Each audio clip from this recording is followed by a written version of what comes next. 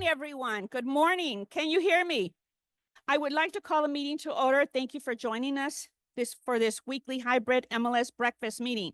My name is Sylvia Ramos, and I am your March program chair. Next, okay, so this is the last paragraph for me. As you all know, it's my last week, and I've been so honored to be the program chair along with my team. So I'll get through this. And this does come from the heart, but I stay focused, and I need to stay focused, so I'm going to read it from here. I believe in the power of collaboration and the importance of growing together as professionals as a community. My passion for the service extends beyond real estate.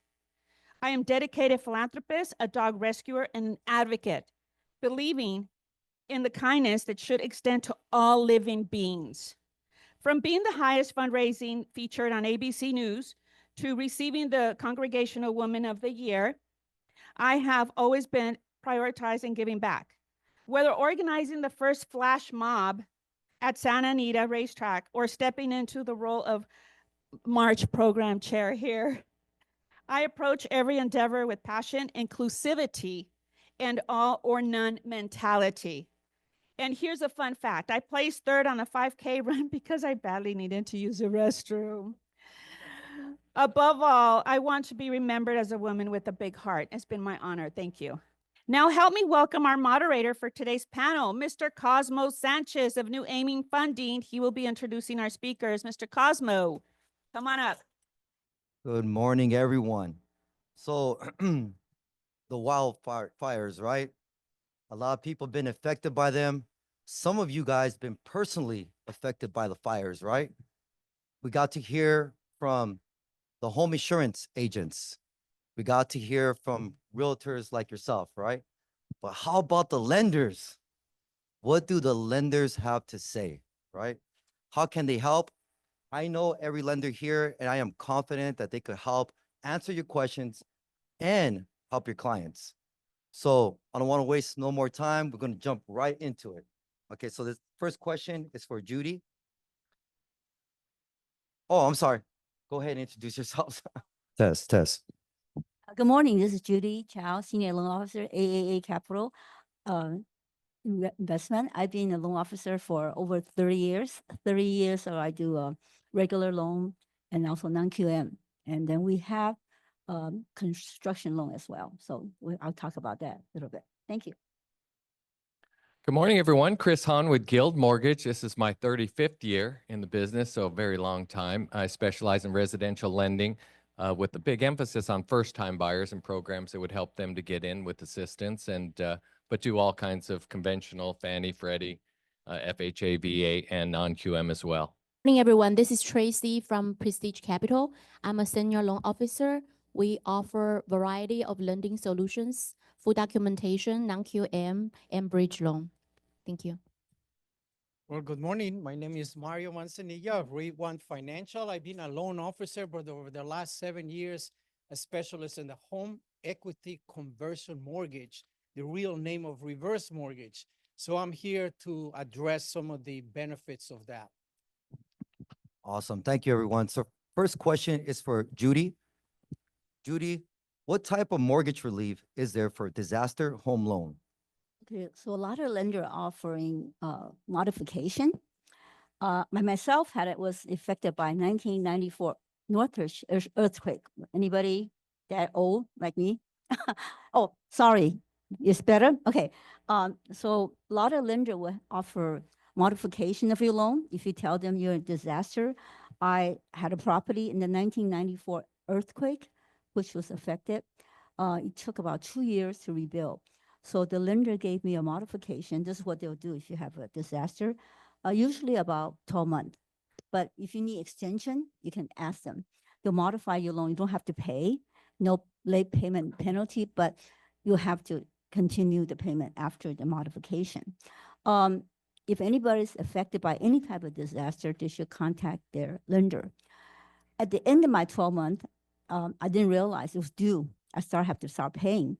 So I had to contact them again. Otherwise, I would incur late. And this late will be detrimental for getting loan in the future. So you do have to contact your lender right away. Another thing is that you want to make sure that you have some other help. Maybe FEMA and different kinds of agency can give you some mortgage relief. So, okay, thank you. Awesome, thank you. So reach out to the lenders, right, for help. Chris, so are the lenders allowing forbearance arrangements on the mortgages for homes that were lost or damaged in the recent Altadena Pacific Palisades fires? And if so, for how long? Yeah, so very similar to Judy's question. I'll just elaborate on a couple of things. So how many properties were actually affected in this? So in the Altadena area, 805 homes were damaged, and these are residential structures. 805 damaged, 7,193 destroyed. In Pacific Palisades, 603 were damaged, 3,501 destroyed. I know that our company alone has over 2,000 loans that were affected, or clients that were affected and had their houses either damaged or burned down. So there's different provisions. Some are federal, some are state. In regard to like government loans, FHA, they have a 90-day foreclosure moratorium, so you can't foreclose on a property for that amount of time. But they are like all of the GSEs, which are FHA, Fannie Mae, Freddie Mac, VA. They all are pretty much going to be allowing a pause on payments for up to a year. They may start marking lates after 90 days and can, but I think it's all going to be a case-by-case situation. You want to contact your lenders. Lenders may handle it differently, but those minimum federal provisions are going to be in place. But you got to think about it too. I mean, a lender is not going to foreclose on dirt or just a bare foundation. What are they going to get out of that? So I think they're going to be, it's in their benefit to work with people. So always just have your clients reach out, let them know there is help, call their individual lenders because it may vary a little bit, but those are the main provisions that should be in place to at least protect them. Thank you, Chris. So I saw someone raise their hand in the back. We're going to have questions after, so please save your question. This question is for Mario. Who benefits most from getting a reverse mortgage? Well, this is a little bit of a twist of the fires. Who benefits the most? If you look at the statistics for the U.S. Census Bureau, baby boomers generation 1946 to 1964, 11,000 per day will turn 62 for the next 30 years, 10 years. So the next thing, 25 million will rely on Social Security for 90% of their income. So millions will be unable to meet their financial needs.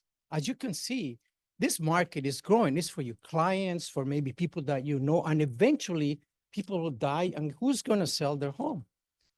Typically, that's what has been happening. If you look at Susie Orman, winning strategies to make your money last a lifetime. This is just strategy only. Okay, so who benefits the most?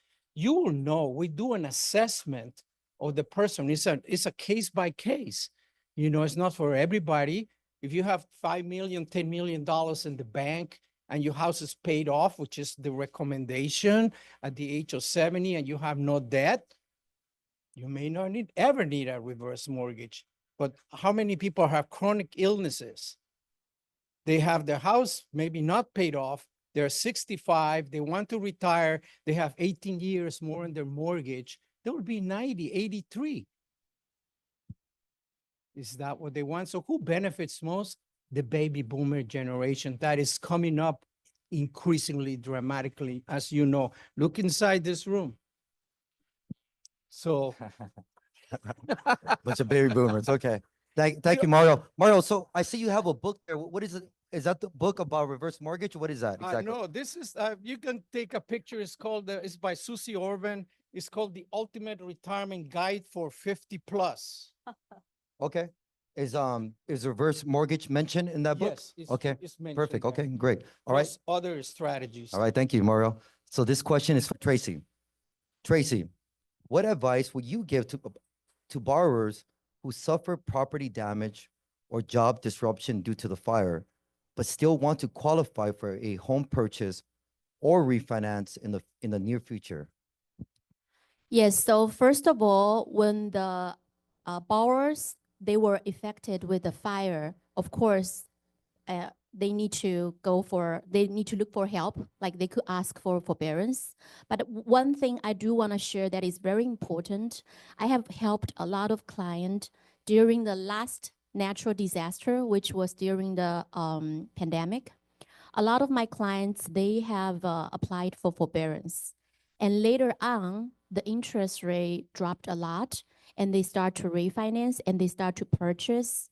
One thing very, very important is that forbearance is a temporary relief for the mortgage. It's not forever. So if anybody who has applied for forbearance and they got approved, once they get out of the situation, the first thing they do is bring their mortgage current. It's very, very crucial. Forbearance will not show up on the credit report. However, it is still considered as a derogatory event for credit. So anyone who had a forbearance for temporary relief, it will definitely help with their financial situation. But once they get out of the financial hardship, they should bring the payment back. And owning that way, it will have the least negative impact for their future lending, for their future loan applications. Got it. Thank you, Tracy. So again, guys, for your clients who are in trouble, right? Don't avoid the creditors, right? For my clients who have, credit card issues, they try to run away from the credit card company, right? Call the credit card company, call the mortgage company so they can help you guys out. Thank you, Tracy. Second question is for Judy. What kind of construction loans are there to build your home after the disaster? Okay, so if you have insurance, that's the best. It'll cover you. For some reason. I'm sorry, Judy, a little closer, Okay, a if you little have louder. insurance, it should cover you for reconstruction, but some insurance doesn't cover fully, so you might need a construction loan. Or you don't have insurance, because if you're free and clear, you don't have to have insurance. So the construction loan are two types. One is if you're free and clear, you don't have mortgage on it. Then they will do a construction loan based on 70% of your actual construction cost. They'll give you the money by piece, and usually up to 24 months. They want you to finish your construction. The problem comes if you have a mortgage, which most of you have. What happens is that mortgage has to be paid off before the construction will go, because construction put a first lien on your property, and the mortgage is the first lien. So that you'll take a different formula. They look at the land value, they look at how much loan you still have on it, and what construction costs. They add it all up and give you something like 70%. So important, and that might cover it, because if your loan is very small, you still have enough money. So important thing is that to know whether you are asking for construction loan with a mortgage or you don't have a mortgage. So their loan, I guess, says about up to 24 months. The interest rate are about 8.5% to 10%. It's a variable based on prime. Okay, thank you. Thank you, Judy. Next question is for Chris. Chris, to what extent can a home be damaged from the fire and still use a renovation loan program?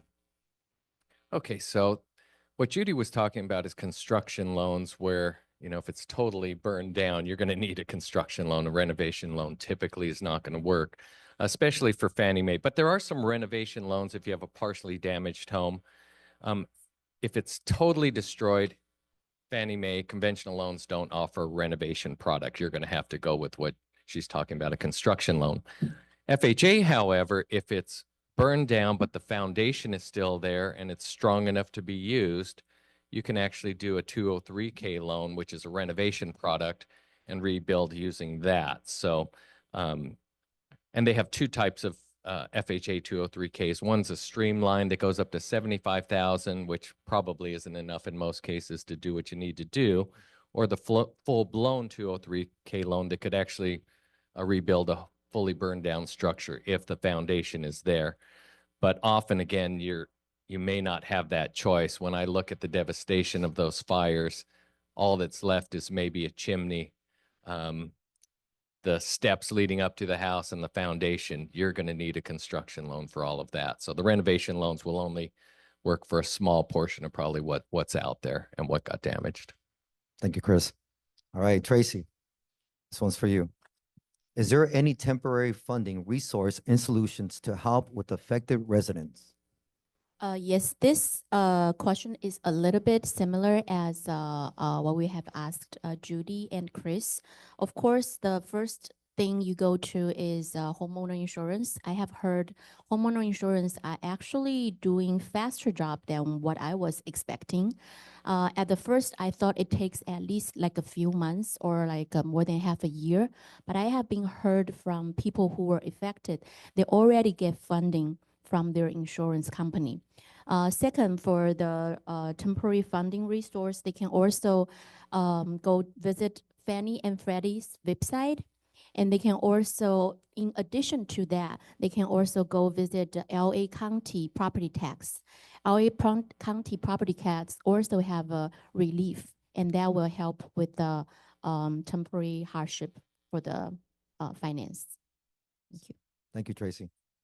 Mario, are home equity conversion mortgages easier to qualify for than regular loans and HELOCs? Absolutely. Would you believe it? There is no debt to income ratios. There is really nothing. It's based on age and equity. Again, age and equity. That means the older you are, the more you get. Now, let's say somebody had their house burned and they had a line of credit, because a lot of my clients have a 300,000 line of credit. It grows at 7% per year. Guess what? They had a total loss. Can they use that line of credit? Absolutely. And it keeps growing no matter what. Even if the house is not there, they can use it to rebuild their home. That's a tremendous advantage of a reverse mortgage. And no monthly payments, even after using that 300,000 for the rest of their life.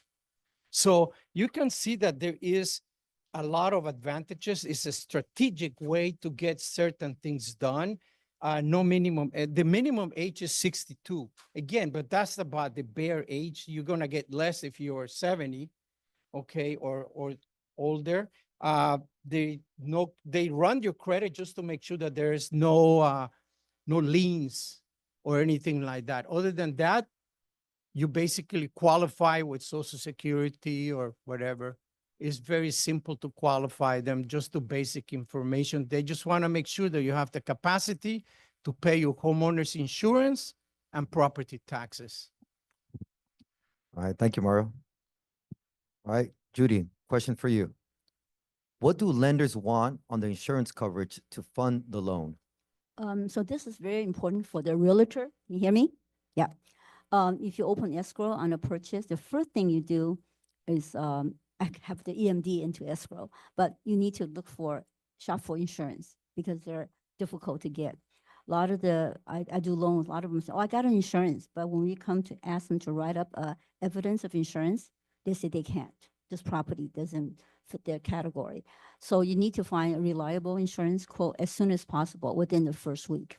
So what lender wants is they want the replacement cost on there. It's important.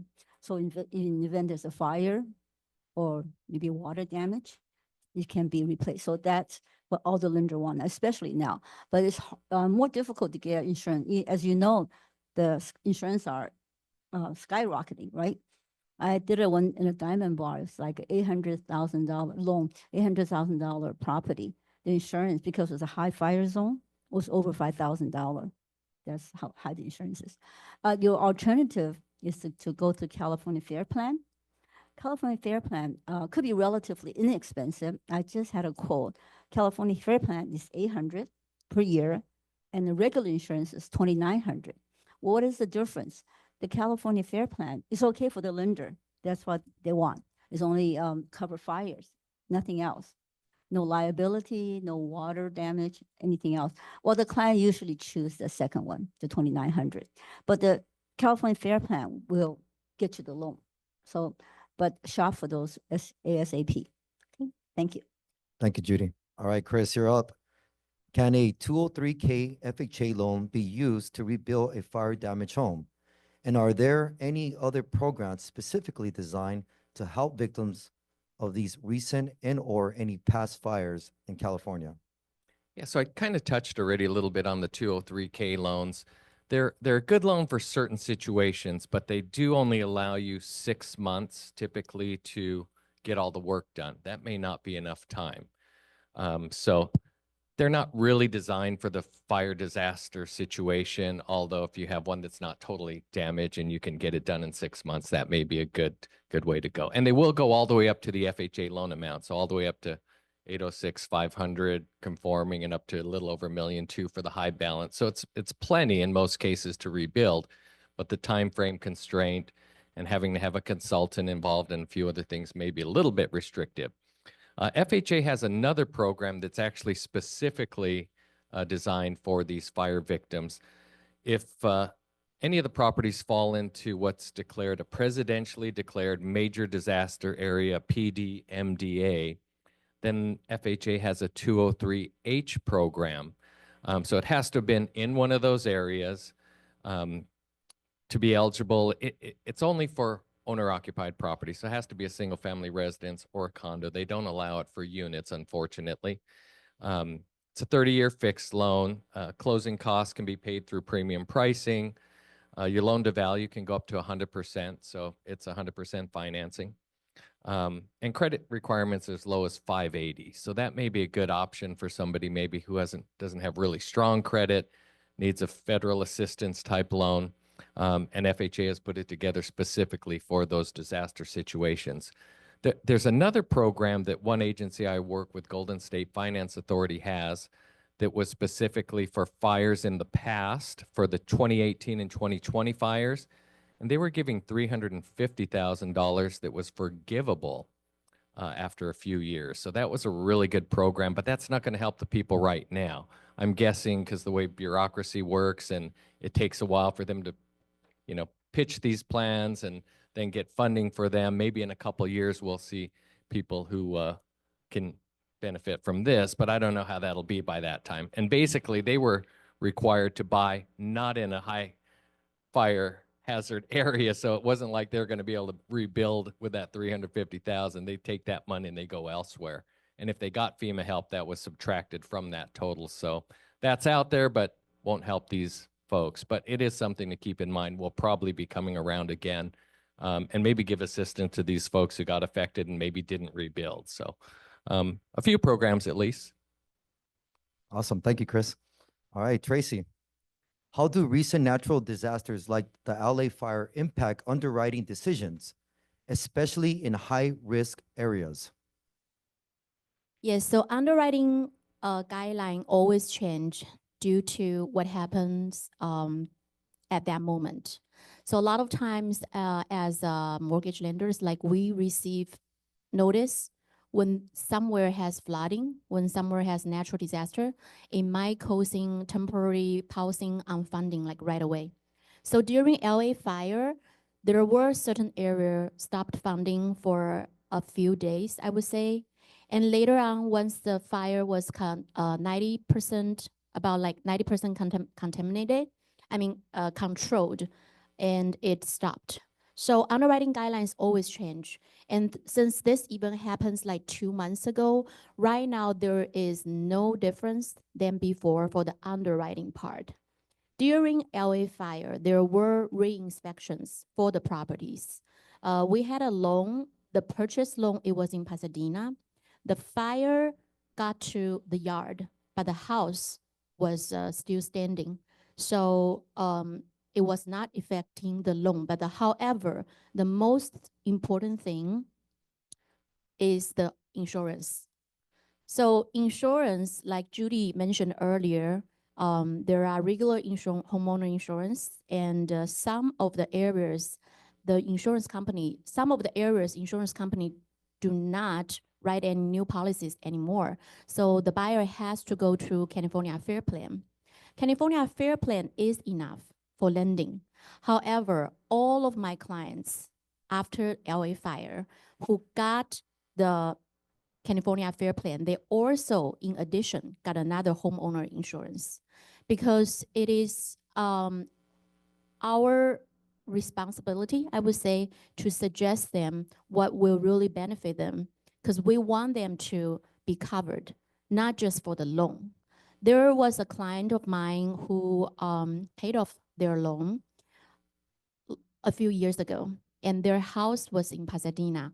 Their house got burned down like totally. Like their house is gone, and they contacted me right away. And the first question I asked them is, "Do you have homeowner insurance?" And the lucky thing is that they do.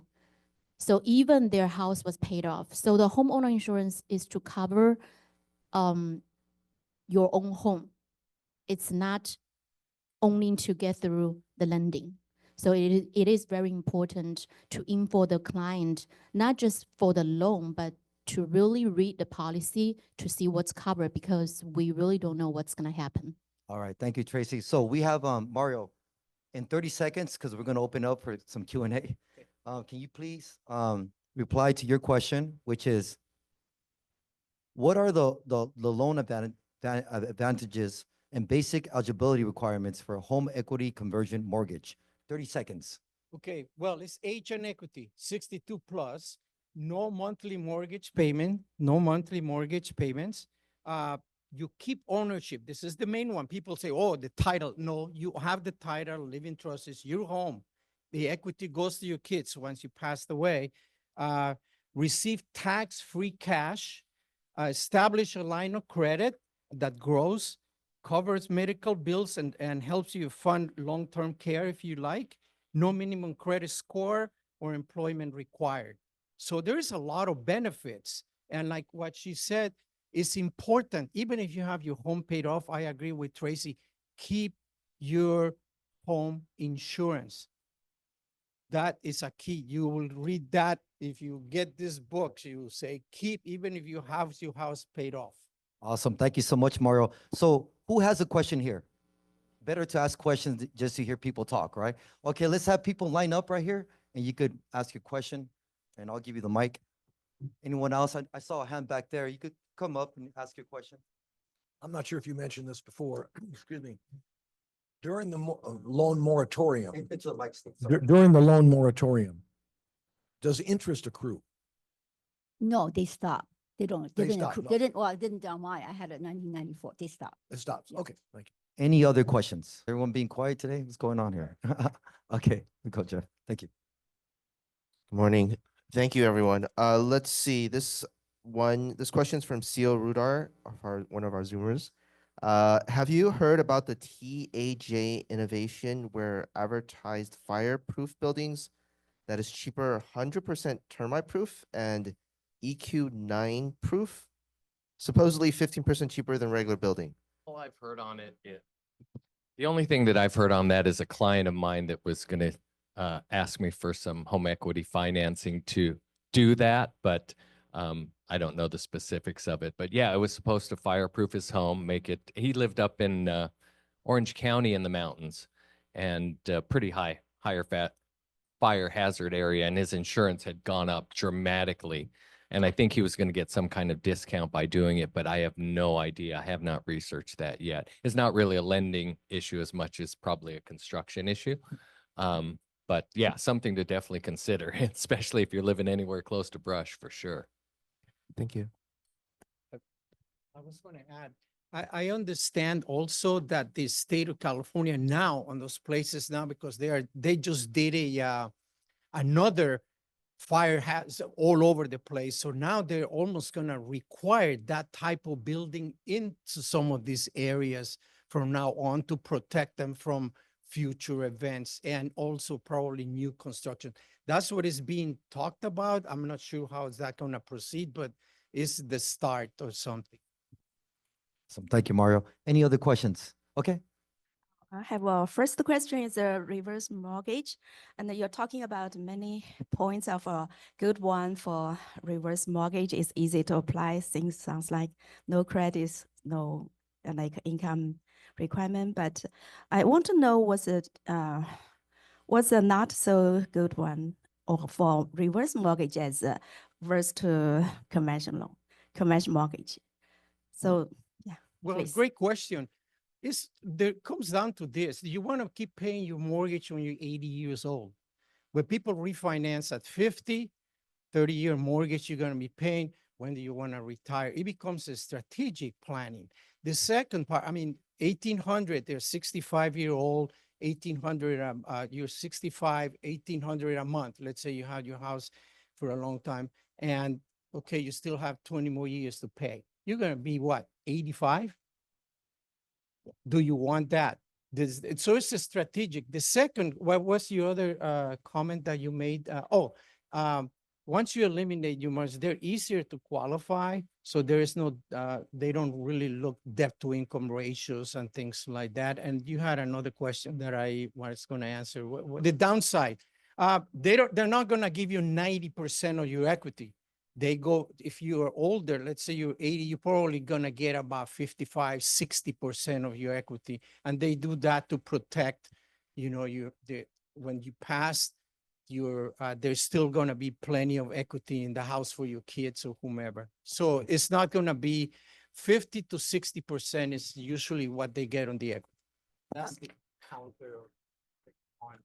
Okay, thank you. So I have another question. It's about the HELOC and the cash out. What's the difference? So I heard these two, yeah, special one. Okay, thank you. So, If the answer could be brief, please, because we got to continue. Thank you. so HELOC is almost just think about like a credit card. You have a limit and you can use it. Whenever you use it, the interest was charged. Refinance cash out, you got the lump sum right away.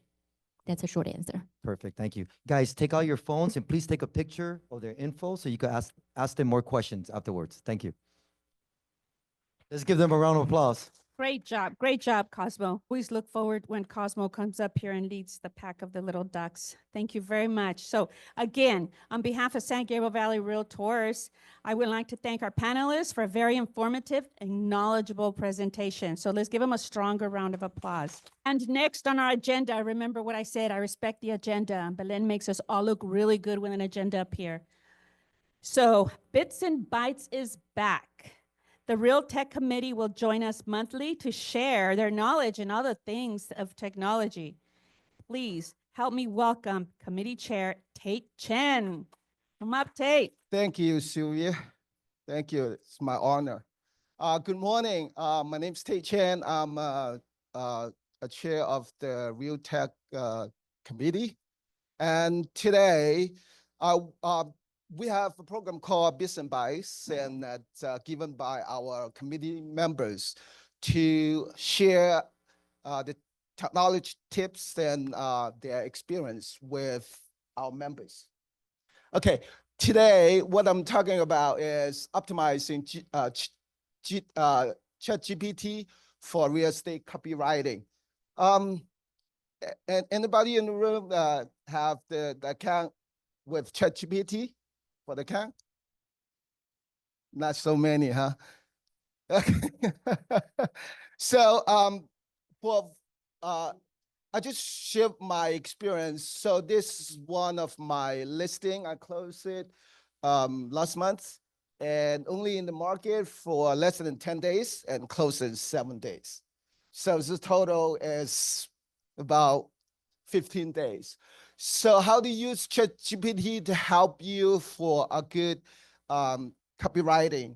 So you can use, so it's for ChatGPT, it's very powerful. They can generate good contents because it saves time, ensure consistency, and enhance engagement. So for the best practice, next slide, please.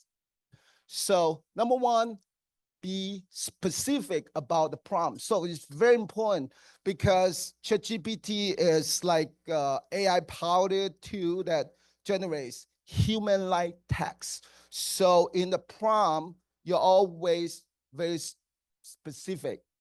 So two, if you don't get the content that you like, and you adjust the tones and styles. Okay, number three, and when you change the tone, you still cannot get the result, and you always refine it by yourself or you repeat it. Because I could not go, because due to the time limit, I could not go deep into the contents. So that's what my practice. I always in the 3 steps. So in the base prompt, I wrote this and adjust the tone and style to this, and then I refine and repeat it here. So could you play the video? I record the video so I can share the contents. When you type the basic prompt, so I wrote down and ChatGPT and gave you all these contents. And then I refine it and give me these contents for the copywriting. Okay, so I said, make the subject line more compelling, and right away, I changed the subject line. Yeah, for the emails. So I write a follow-up emails, a potential buyer who tore home but hasn't made an offer.